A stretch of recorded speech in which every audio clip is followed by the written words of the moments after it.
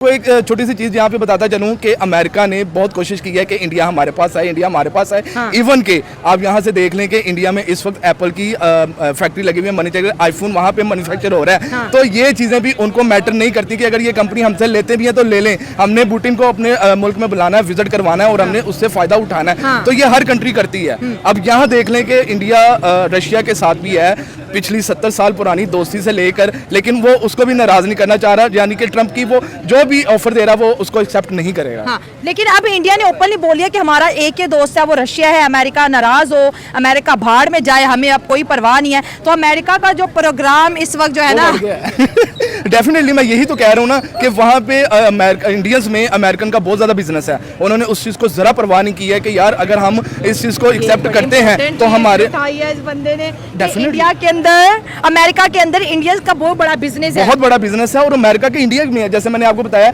इस टाइम हमारे एप्पल्स जो हम यूज़ कर रहे हैं वो अमेरिकन ब्रांड है, एप्पल ब्रांड है, तो वो इंडिया में मैन्युफैक्चर हो रहा है। पहले चाइना में हो रहा था, अब इंडिया में हो रहा है। उन्होंने इस चीज़ की भी परवाह नहीं की कि अगर यार हमारे मुल्क से ये सरमाया चला जाता है हम डाउन चले जाएंगे। नहीं, नरेंद्र मोदी ने रशिया का साथ दिया। और आपको एक सबसे बड़ी बात यहाँ पे बताता चलूँ, जब पाकिस्तान और इंडिया की जंग का हो रहा था कि जंग लगेगी, रशिया चुप था, एक भी उसने अपना बयान नहीं किया। तो इससे आप लोगों को खुद साबित होता है, देखने वाले सुनने वाले सब कमेंट्स में बताएंगे भी कि इससे क्या साबित होता है कि इंडिया और रशिया बहुत आपस में अच्छे दोस्त हैं और ये अपने ताल्लुक को एक इंटरनेशनल लेवल पे बरकरार रखेंगे। सबसे पहले अगर मैं पुतिन और मोदी की फ्रेंडशिप की बात करूँ तो वो बहुत गहरी है।